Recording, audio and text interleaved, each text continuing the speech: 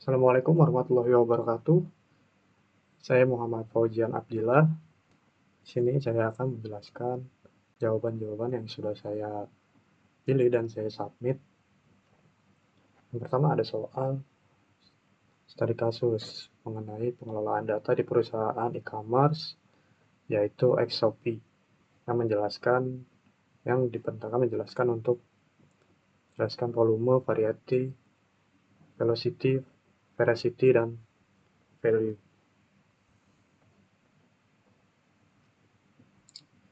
Yang pertama, jelaskan bagaimana perusahaan Xshop harus menangani volume data yang besar. Jawaban saya di sini, untuk menangani volume yang besar, perusahaan Xshop harus mengimplementasikan struktur yang dapat menangani data yang besar atau scalable, dan bisa melibatkan penggunaan cold storage yang memungkinkan penambahan kapasitas penyimpanan sesuai kebutuhan.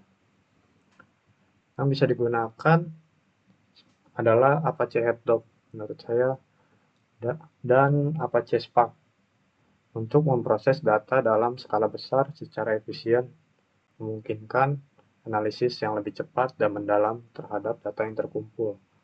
Kenapa saya memilih Apache Spark? Seperti yang ada di modul, Apache Spark menciptakan kerangka kerja yang komprehensif dan terpadu untuk mengelola pemrosesan data yang besar. Jadi di sini dapat mendukung pengelolaan data yang sangat besar. Juga memberi kecepatan pemrosesan dalam memori. Selain dapat mengelola data yang besar, Apache Spark juga dapat pemrosesan dalam memori yang sangat cepat.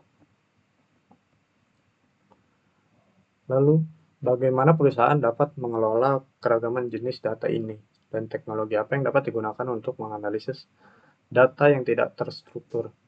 Untuk mengelola keragaman jenis data yang ada pada Xshop, mereka perlu menerapkan teknologi pemrosesan data yang mendukung berbagai format, seperti NoSQL database yang saya pilih. Misalnya di NoSQL database itu ada MongoDB dan Cassandra, dan menggunakan Natural Language Processing atau NLP dan Computer Vision untuk menganalisis teks dan gambar. Jadi language processing ini untuk menganalisis teks dari belasan pengguna, dan computer vision ini untuk menganalisis gambar yang ada. Kenapa saya memilih menggunakan NoSQL? Karena di dalam modul juga di sini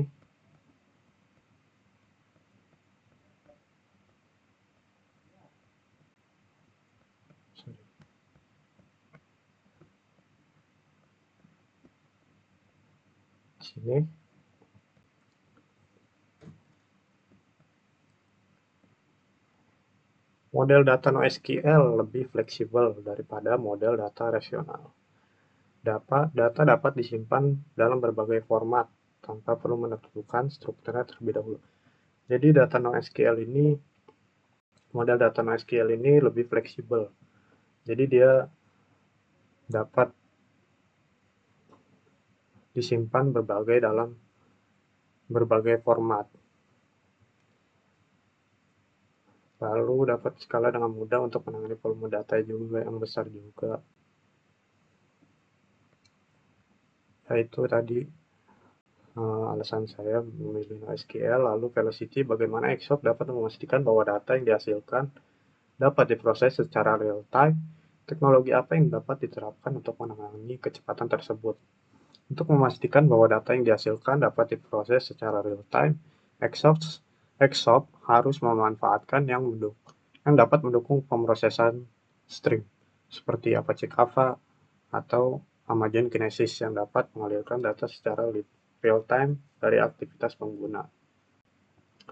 Jadi Apache Kafka atau Amazon Kinesis, mereka dapat memproses data secara real time, dan Xcop dapat memanfaatkan pemrosesan stream tersebut. Lalu, Veracity, bagaimana Xcop dapat memastikan bahwa data yang digunakan untuk analisis dan pengambilan keputusan memiliki tingkat kepercayaan yang tinggi.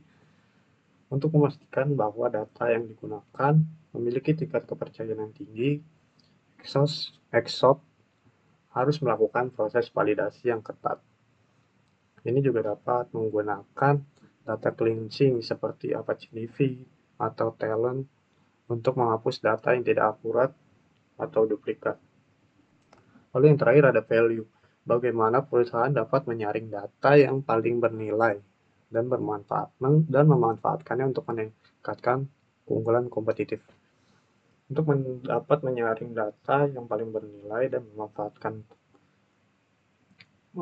meningkatkan keunggulan kompetitif, Xcop bisa menerapkan analisis prediktif dan machine learning untuk mengidentifikasi pola dan tren yang relevan, dan juga dapat menggunakan data analitik dan data analis tools seperti Tableau atau Excel untuk visualisasi datanya. Seperti itu. Lalu di soal nomor 2, kita diperintahkan untuk menjawab dari konsep mapping, pertanyaan-pertanyaan yang ada di konsep mapping ini. Saya akan menjawab dari big data. Apa big data? Menurut saya big data adalah kumpulan data yang mempunyai volume sangat besar, kompleks, dan juga beragam, sehingga tidak mungkin untuk diproses menggunakan metode tradisional. Karena volume data ini yang sangat besar, tentu metode tradisional mungkin tidak dapat memproses data yang sangat besar tersebut.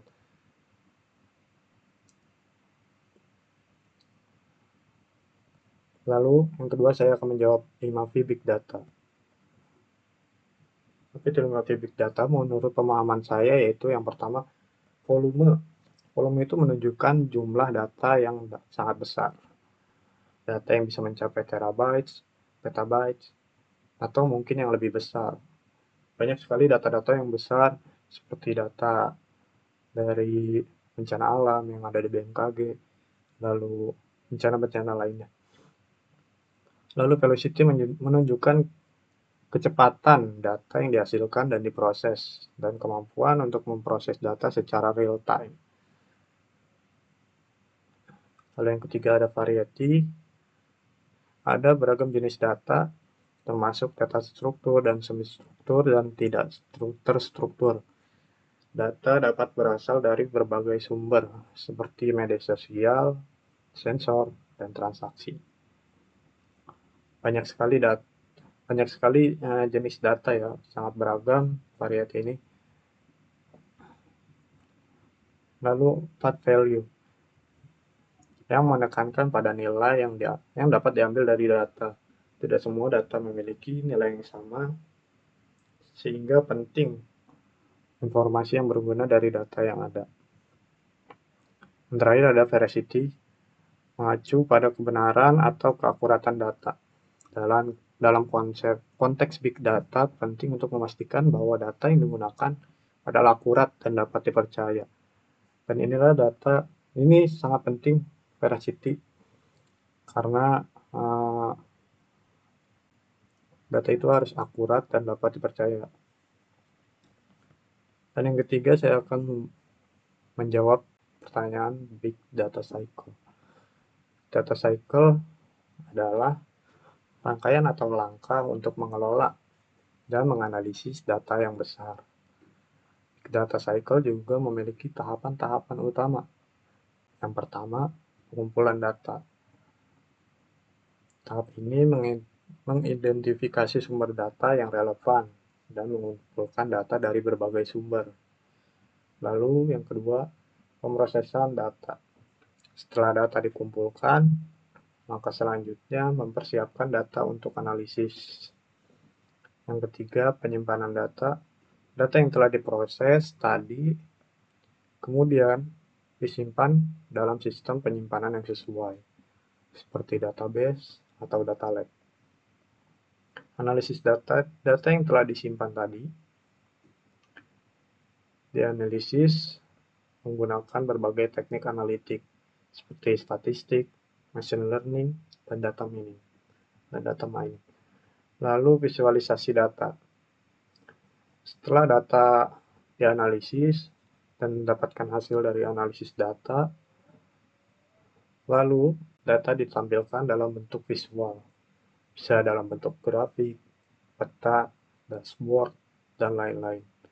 Tujuannya apa? Tujuannya agar mudah dipahami oleh pembaca dari data tersebut. Lalu aksi,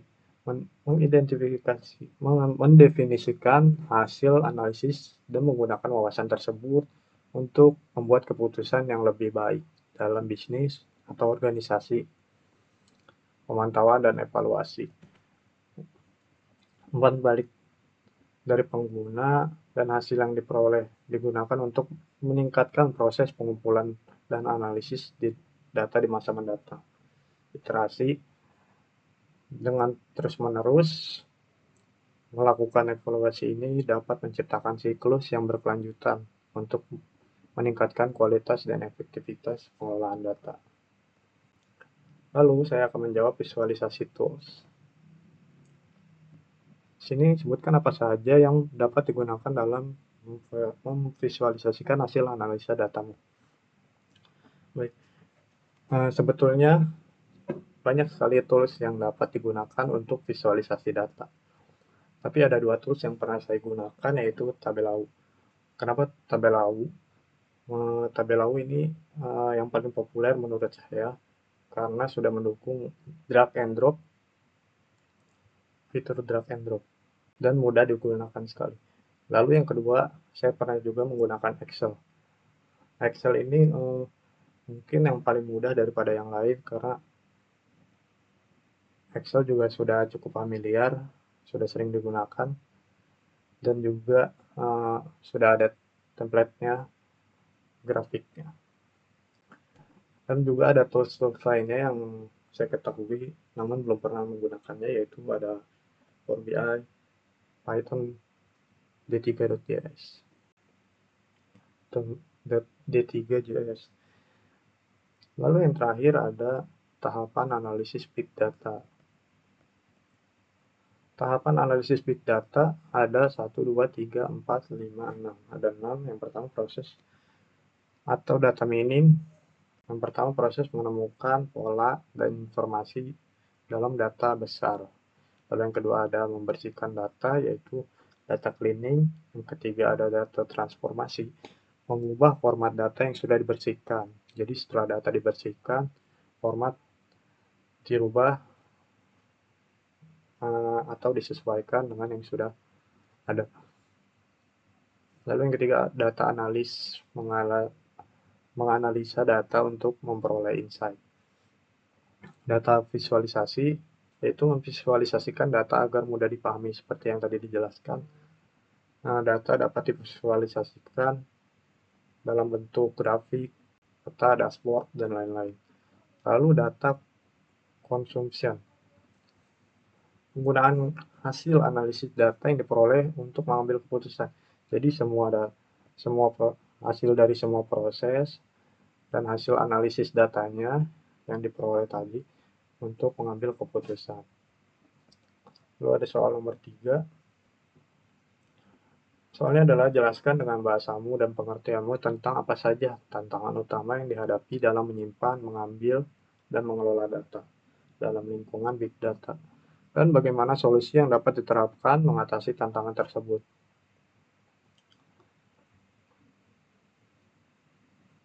Solusi untuk menghadapi tantangan utama yang dihadapi dalam menyimpan, mengambil, dan mengelola data lingkungan big data dalam lingkungan big data.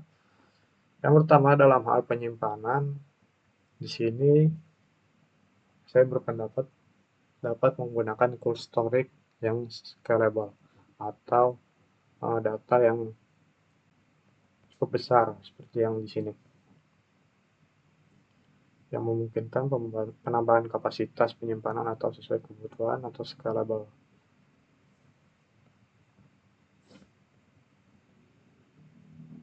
Seperti NoSQL juga dapat membantu dalam menangani data tidak terstruktur dan semi struktur seperti yang sudah dijelaskan dalam modul pertemuan 7. Basis data NoSQL dirancang untuk mengatasi beberapa masalah yang dihadapi dalam pengelolaan data semi struktur, tidak struktur, atau data yang berukuran sangat besar. Jadi NoSQL ini sangat tepat untuk dalam hal penyimpanan. Dalam hal pengambilan, dapat menggunakan Elasticsearch gunanya untuk mempercepat proses pencarian data.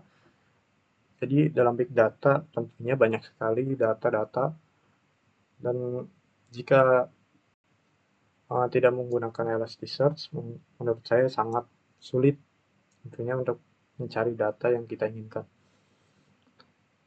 Lalu yang terakhir ada dalam hal mengelola implementasi teknologi pemrosesan stream seperti Apache Kafka atau Apache Flink yang memungkinkan pengolahan data secara real time. Jadi pengelolaan data menurut saya dapat efisien jika secara real time dapat menggunakan teknologi pemrosesan stream seperti Apache Kafka atau Apache Flink. Lalu ada yang keempat, ada solusi dalam tantangan big data.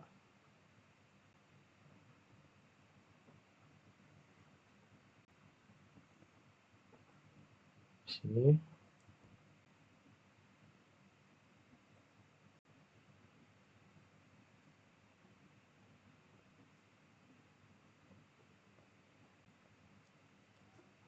bagaimana teknologi seperti Apache Hadoop, Apache Spark, dan basis data NoSQL berkontribusi dalam analisis big data, dan apa peran masing-masing dalam menyimpan, memproses, dan menganalisis data yang besar.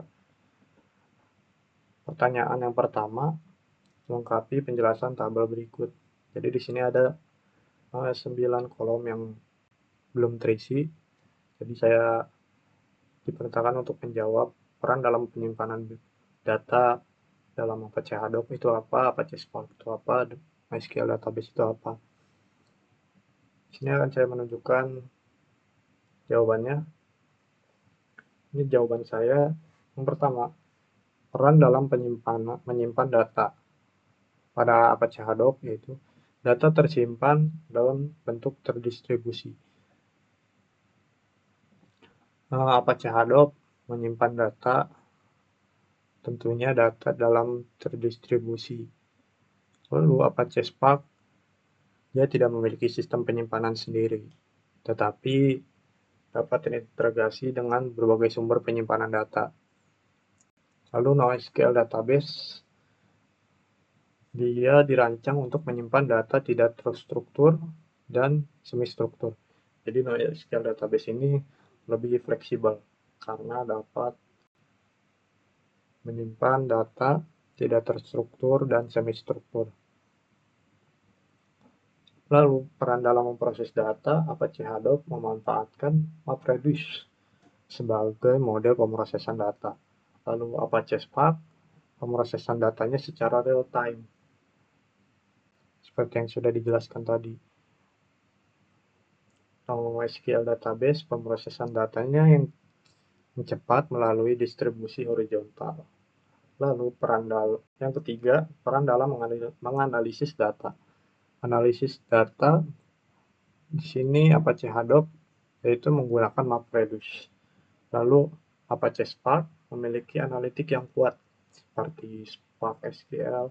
Untuk analisis data terstruktur memiliki library analitik yang kuat seperti Spark SQL. Untuk analisis data, ini klik berkali-kali. Jadi sampai sini saja tadi. Terstruktur. Jadi memiliki library analitik yang kuat seperti Spark SQL. untuk memiliki analisis data yang dan data terstruktur. Lalu NoSQL database analisis data tidak terstruktur seperti log, media sosial, dan gambar. Lalu yang terakhir, ini ada pertanyaan. Hasil dari studi kasus ini. Sini jawaban saya. Yang pertama, dalam skenario perusahaan e-commerce Xshop, Adobe Distributed File System atau HDFS berperan penting dalam menyimpan data dalam jumlah besar secara distribusi.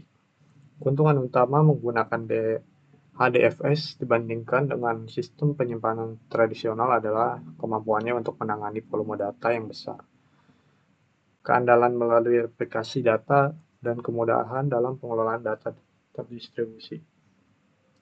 Keunggulan Apache Spark untuk pemrosesan real-time dibandingkan MapReduce Hadoop.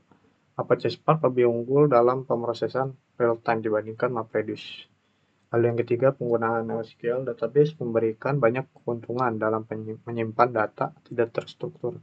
Dengan fleksibilitas skema yang ditawarkan, NoSQL memungkinkan penyimpanan data yang bervariasi tanpa harus mengikuti skema tetap, serta mendukung skalabilitas horizontal yang memungkinkan perusahaan menambah server untuk mengatasi peningkatan volume data. Baik, itulah jawaban yang dari pertanyaan-pertanyaan UTS yang sudah saya paparkan. Mohon maaf jika banyak sekali kekurangan dan penjelasan saya yang kurang baik. Mohon dimaklumi. Terima kasih.